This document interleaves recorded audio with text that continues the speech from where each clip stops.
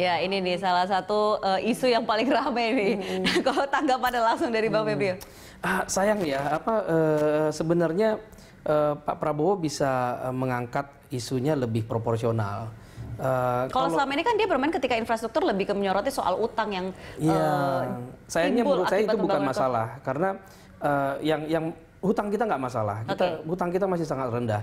Secara komparasi kita sangat sehat. Oke, tapi kalau soal visibility study tadi, saya yakin ada satu atau dua yang masalah, karena kita melihat dalam 3-4 tahun terakhir belum pernah ada sebelumnya tiap tahun pemerintah mengeluarkan 400 triliun untuk infrastruktur. Ini memang proyek yang sangat masif, dan saya pikir wajar kalau ada masalah koordinasi di sana sini, dan kemudian ada beberapa kecelakaan. Saya yakin itu secara rate per proyek dibandingkan dengan sebelumnya paling juga sama saja. Cuma kan sekarang kita punya sangat banyak proyek dalam waktu yang sesingkat-singkatnya. Nah, ini memang bukan manajemen yang gampang, dan akhirnya juga terlihat bahwa pemerintah tidak bisa atau masih belum mampu melibatkan swasta. Akhirnya kan BUMN semua yang mengambil.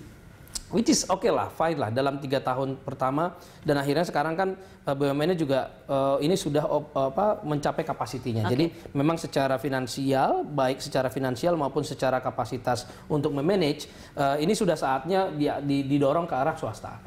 Nah, tapi dengan apa yang sudah dikerjakan pemerintah, baik itu pembangunan ataupun infrastruktur yang sudah jadi saat ini, semua sudah cukup efektif. Ini masalahnya adalah saya bilang kurang banyak. Sebenarnya kita butuh lebih banyak lagi infrastruktur. Kalau masalah kesenjangan, gapnya kita dengan kebutuhan kita sebenarnya, kita masih sangat kurang. Kita masih butuh banyak rel, kita masih butuh banyak jalan raya, kita masih butuh banyak pelabuhan laut dan airport. Yang jadi masalah sekarang adalah kita mampu tidak memanage proyek yang sedemikian besar. Nah, ini yang sebenarnya harus dipikirkan ke depan. Bukannya kita menghalang-halangi, kita butuh. Ini jangan dikatakan bahwa kita nggak butuh infrastruktur. Mohon maaf, itu pembodohan. Kita butuh sekali infrastruktur. Kita kalau mau maju, kita mau tumbuh lebih cepat, infrastruktur ini harus lebih didorong. Jadi masalah-masalah kemudian masalah ada FS-nya yang kurang lah. Semua juga akan ada masalah. Cuma kita harus pada visi membangun infrastruktur demi pertumbuhan ekonomi yang lebih cepat. Kalau kita terus biarkan ini terjadi bottleneck, macet di sana sini, lalu biaya transportasi dari pabrik sampai ke pelabuhan paling mahal di dunia gitu ya. Misalnya contoh yang sering jadi anekdot itu adalah orang di Medan untuk beli gula dari Jawa biayanya lebih mahal daripada ngimpor langsung dari China. Nah, soal biaya ini saya mau tanya ke Bu Suryani. Bu Suryani, setelah salah satu kan tujuan pembangunan infrastruktur yang masif itu adalah juga untuk memurahkan biaya logistik seperti itu.